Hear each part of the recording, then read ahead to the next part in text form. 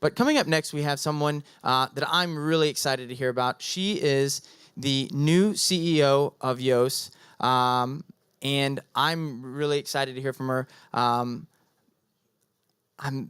We just had this whole conversation about the name Yoast and where it came from and Dutch names. Marieke van der Rakt. No, I don't need it. I'm all marked up. Thank you. So, yeah, it's Marieke van der Rakt. Yeah.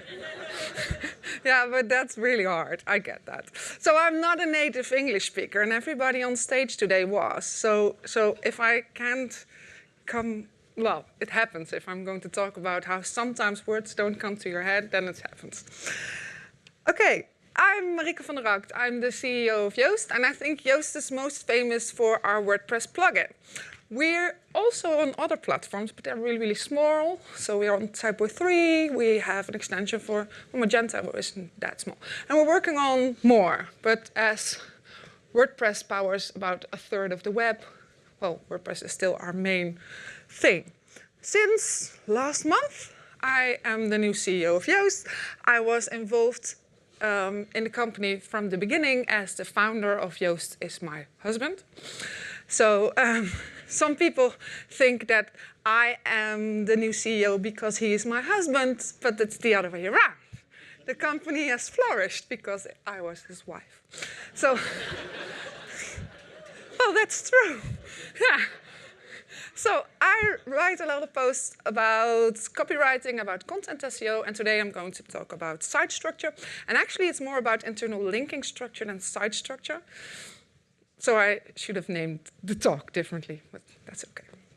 So every time when I tell this story, this talk, I always start off with a little story. So once upon a time, there was this girl, and her name was Alice. Somebody already heard this story. I'm so sorry.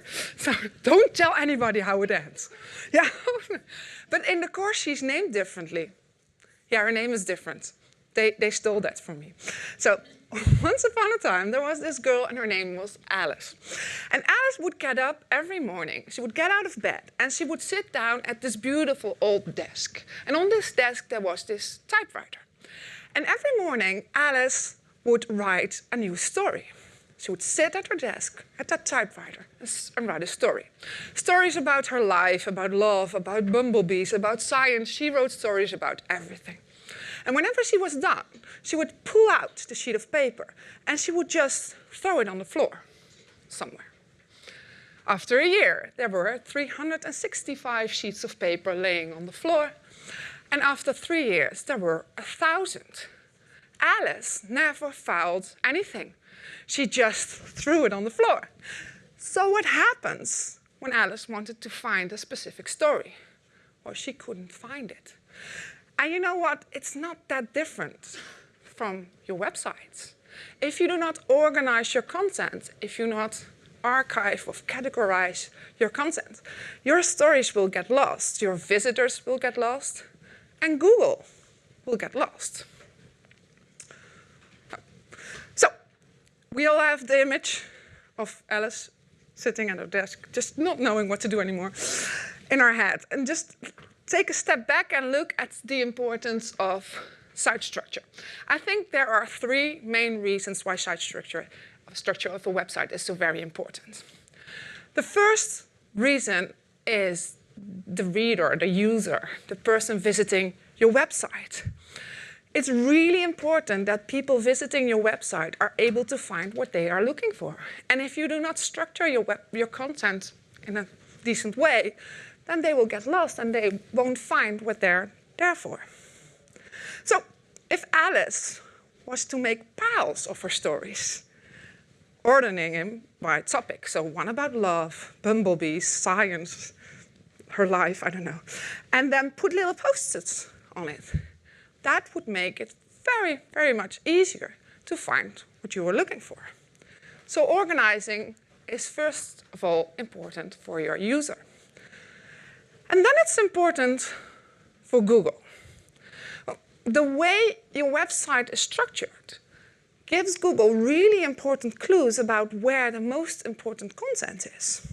Your site structure actually determines whether or not the search engine understands your website and knows what your website is about.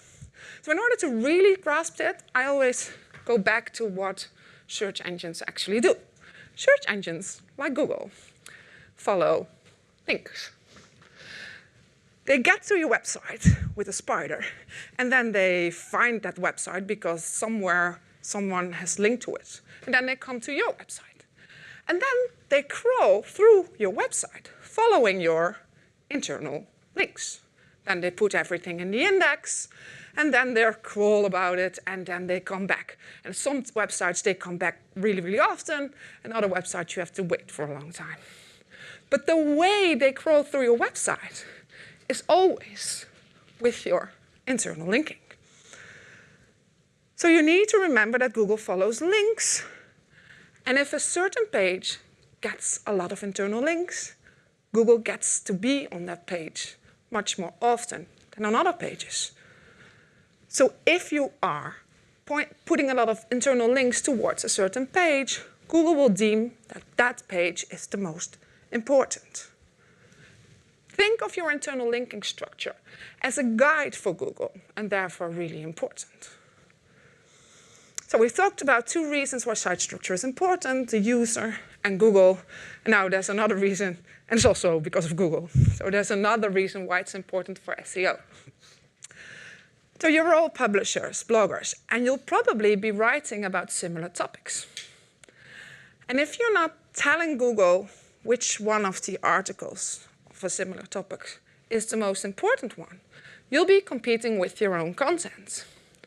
And I think there are enough competitors out there to compete with that you should avoid competing with your own content. So if you do not tell Google which articles are the most important, then Google will choose, and Google is very bad at making choices.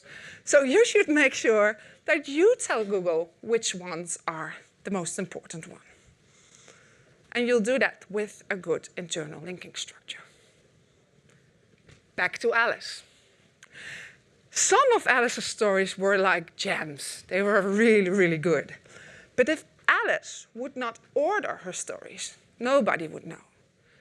So she put her most important stories on top of each pile. And that's what you should do as well. Your most important stories should be on top of your pile. You could also do this with a Marie Kondo analogy. Look at your website and think, which pages spark the most joy? Yes. And this sounds all really easy, but it isn't. And it's the most important thing. Think about which pages are the most important. If you were to hand out 4 or 5 pages to someone out there and say, this is what my website is about, which one would that be? And maybe you don't know, and maybe you need some extra data. I got really inspired by looking at the pages that are the best in monetizing your audience. These could be the pages to put on top of your pile. But perhaps there are also pages where you're really proud at, that really are things that are at the core of your business. These should be pages that you put on top of your pile. What pages do you really want to rank with? And whenever we talk about these kinds of pages, so pages you want to rank with, pages that spark joy, we usually are talking about, at least at Yoast, we always talk about cornerstone content. So these cornerstone articles are these really lengthy, informative, overarching articles, the best you have. And these would be traditionally the ones you will want to put on top of your pile. But they don't necessarily have to. So at Yoast, we started as a blog as well, but then, because we only had a free plugin, but then we got a paid plugin, and nowadays, I find it really important that people find the page where they can buy our product as well. So historically, we had only had informative articles, but now our landing page with our most important product is a really important page as well. So that should be on top of the pile as well. So cornerstones, yes, But just think about all the articles you have and think about these are the ones I want to rank with. And they don't necessarily have to be the lengthiest, is that a word, articles out there. These should be the pages you want people to enter your website on. So now you know which articles you want to rank with. How do you make sure that these are the ones that would turn up highest in the search engines? So that's where my second tip comes in, and that's the link from the tail to the head. So you have these most important cornerstone pages, you have these most important sales pages, and these usually tackle the most competitive keywords. We also call these the head keywords. It's hard to rank for head keywords because there's a lot of competition.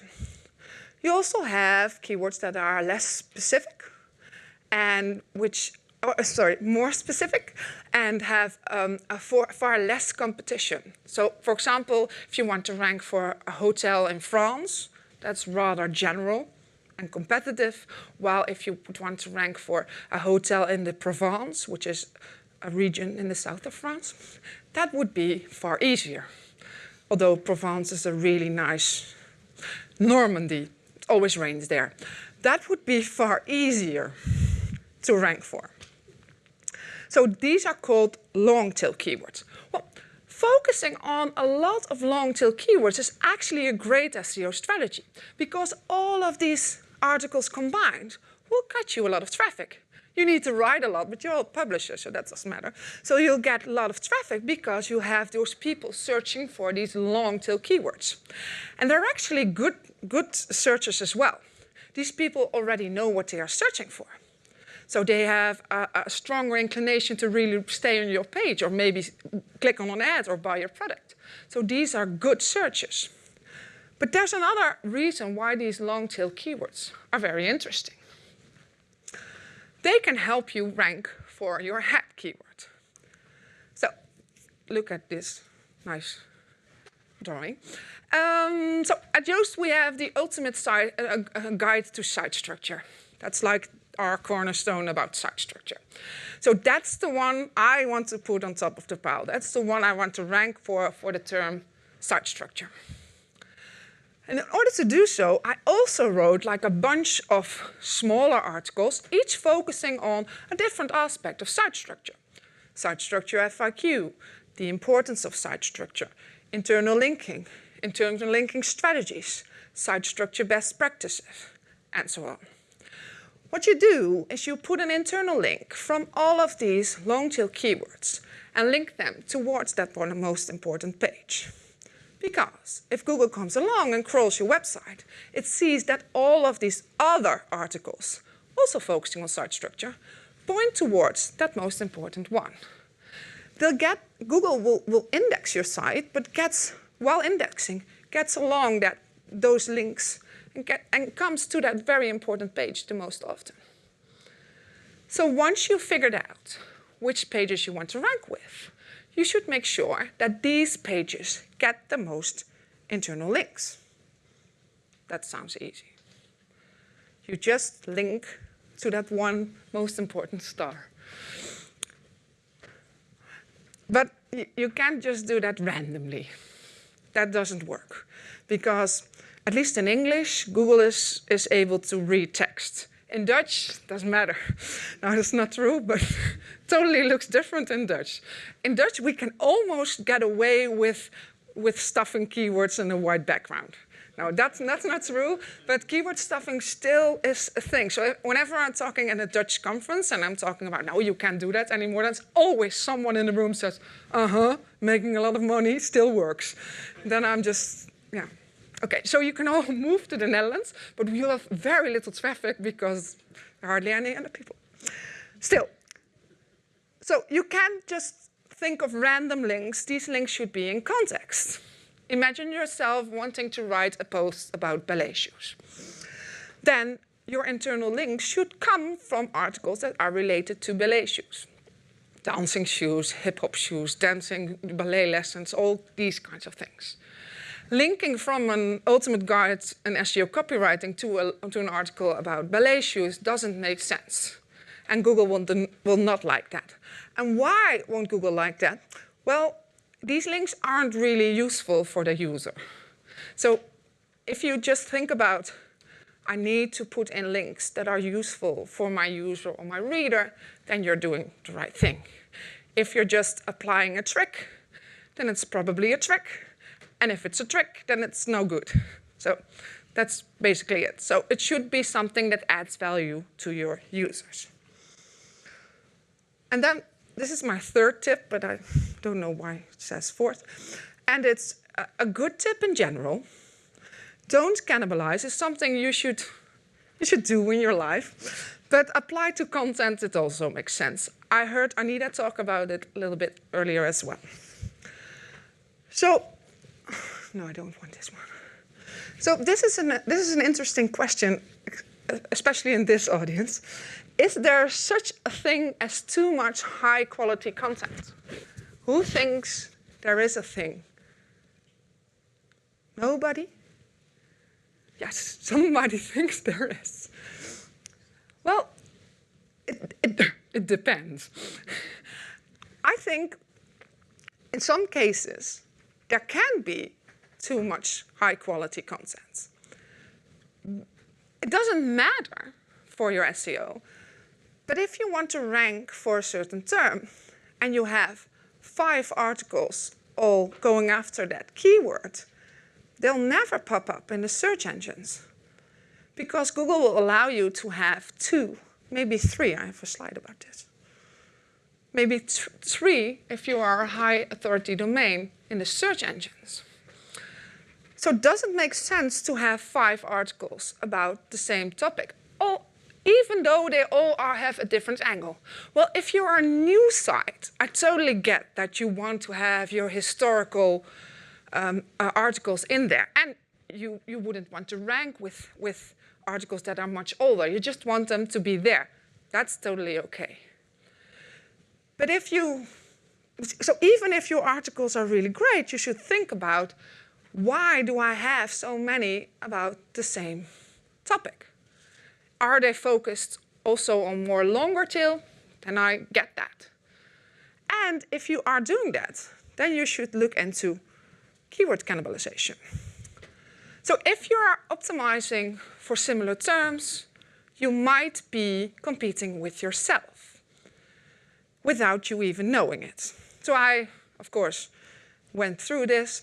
I wrote an article about readability, and readability ranks it's called. And I wrote an article, yes, you can already hear what I'm going to say, about does readability rank? Yeah, the titles are almost the same.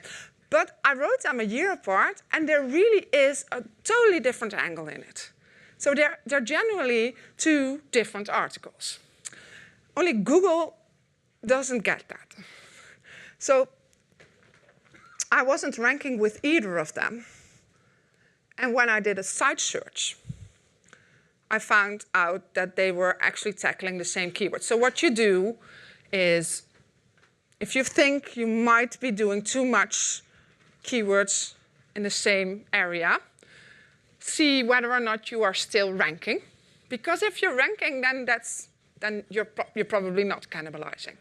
But if neither of these 2 are ranking, and they are, if you do a site search, they are popping up for the same keywords, then they might be, both of them, getting lower rankings because you are competing and confusing Google. So checking that is relatively easy, just checking the rankings of these articles and checking whether or not they rank for the same search query. I actually had another one that ranked for that search query. So how do you solve it? Is it a bad thing? Well, your internal linking structure is a great way to solve it. Make sure that the most important articles are higher in your hierarchy, right? They get the most internal links. Then you're ranking with the article you want to rank with. That's totally fine. You can do that. But what if both of these articles are of equal importance, which was the case in my readability ranks thing. Do I need 2 of these articles? No, I don't. I don't know which one is more important because they were both not very important. Well, they are now, because now I've combined them. Yeah, so there are no longer 2 readability ranks articles on Yoast.com. We have one now. And we've combined them, made them into one really good article, which has all the viewpoints in it. If you do that, you can delete one of them, but not without redirecting the one to the other one. So never delete anything. No, always redirect it to something that's like of similar content. If you choose not to ever combine articles or to throw stuff away with redirecting it, then your site will grow and grow and grow. So it's like I'm buying clothes every month, and if I do not clean up my closet, then it gets really, really full. And I can buy a new closet, but still, if I want to find something then, I need to keep it organized. So you can add stuff to your website over and over again, but it's a big job to keep it organized and make sure that Google can crawl it. So if there are very few links pointing towards an article, it's a hard time for Google to get to that article. We call these articles orphaned content because they have very few, I really enjoy that term. They have very few internal links pointing towards them. Google hardly gets there. So if you want your content to be found, you need to make sure that Google can index, can crawl it, and that Google is able to rank it. That's hard in a really big website. It's not undoable, it's just really hard. Site structure never ends. It seems like some people think that you can set up your structure and it's like the menu structure and then you're good to go. But your site grows and grows and the structure just needs a lot of maintenance. And that all sounds like that's such a drag. And it's not. Now, site structure is the best part of SEO. Yeah, it's very actionable because you are in charge here. You can actually influence which articles will pop highest in the search engines. That's amazing. And you can start with doing it tomorrow or today if you want to. You can start thinking of internal links. We have a tool for that. And we're trying to make it better because it's not that good yet, but it will be. And so we pick out the articles which are related to your article, and you can drag your internal link in it, in your article, and then your internal linking structure will just flourish. It will just be amazing.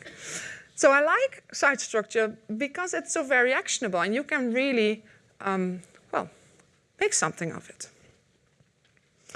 So I'm already at my key takeaways, and I left some room for questions. I hope somebody wants to ask me a question.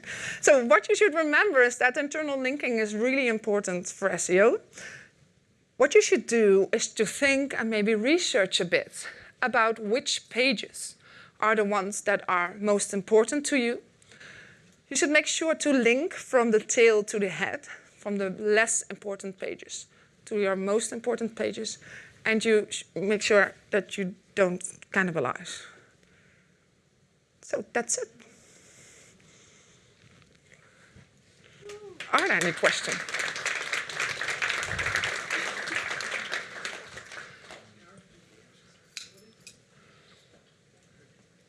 Is it a microphone? Yes. Yeah. I feel like I run a history website. I'll just start with the example. And on virtually every page, I linked to the words AD or BC so that, you know, if a child doesn't know what that means, they can click on that and find out. Are they going to Wikipedia or something in your? Article on my Yeah. But it's not an article I particularly care about. No. The ADBC one, but it is linked to from every page. Is that hurting me somehow? Should I not be doing that? Well, You know, I I mean, if there's an article that you end up linking to a lot, but yeah, you don't think that it's very important. I totally get that you want to do that. It isn't necessarily a smart thing to do, although you're probably ranking for that term. I am Yeah. ranking on that, yes. Yeah, if it doesn't hurt your other pages, I wouldn't know. But it's something you should be aware of, that you are doing that, in fact, and that those pages are crawled and indexed a lot by Google. They are. But I like the fact that you're trying to educate our children. So. I'm just saying that it's complicated. Because Yes, some things I get that. people need to link to a lot, even though they're not really very important articles. Yeah, I should think about this more before I can really say something about this, what this for consequences has. You could think of another solution, maybe, if you think this is going to be, yeah. I don't know. You should think about the other search terms you want to rank for, and whether or not you're ranking with these, then you're totally okay, I guess. And then you're also ranking for AD and PC. Question over here. Ready? I can catch things, yay. So, would you recommend determining the keyword phrase that you're trying to rank for a given article, and then recording that somewhere so that the rest of your staff knows that when that keyword phrase appears in a different article, they can use that exact anchor text to link to the article? That sounds like a really nice feature in Yoast SEO. So it is a feature. No, it's not, but we could do that. We're actually working on a keyword cannibalization feature as well. Yeah, we're doing like difficult things in linguistics, and we weren't that good at it, but we have all these linguists now at Yoast, and we're getting better and better in understanding really the texts, and so we could build that, I guess. I have a cheat way To do that. Curious. I can tell you that, but I just wanted to know for everyone else's sake, if communicating out to everyone else what anchor text you would like to have used when you're linking to that important piece of content. That could be a great strategy. Yeah, I don't think we do that actively at Yoast, but we have a blog team that works so closely together. I think they are doing that just out of the blue. If you put that keyword phrase in the meta keywords, which no one really pays attention to in the US anyway because we don't use it, then when you run like something like Screaming Frog and it records the keywords, you then have a list of all of your content and the anchor text that you should use to link to it with. We did meta keywords is we threw that out of Yoast. Yeah, you can still set it in WordPress if you try. Yeah. Oh. Should we be concerned about the anchor text that we're using on our internal pages? Yes. Yes. This is not really my expertise, but yes, you should be concerned. So we should diversify. Well, you should make sure that they are cohesive with what you are linking towards.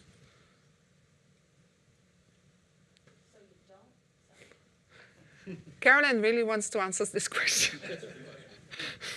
So if you have a keyword phrase that you're trying to rank for, you should only use that one keyword phrase to link to a specific article. Because you're telling Google, that's what I think this page is about. If you get too varied, you're saying this page should rank for all of these phrases. And if you use the same phrase to point at multiple articles, then you're further diluting it. So if you have a canon article that's, let's say, general information about scoliosis, if you use the term scoliosis by itself and that is the anchor text, that should only ever link to that one article that you've designated as the canon article on scoliosis. Then if you have scoliosis treatments, the phrase scoliosis treatments, which is a facet of that, would only then link to the article about the treatments. But if you get crazy and you start linking just scoliosis to the treatments page, or just scoliosis to the treatments page and the canon page, and an article about recovery from surgery, Google's going to be like, which article is the one you want me to reference? Does that make sense? I'm so sorry. It's okay. It's okay. Okay, all right. Yeah. So she's been very, very patient over here, so I'm going to run it round if that's okay. You can throw it. Oh, sorry. Yeah, Yeah. I actually can't. No? I think my question actually is very similar.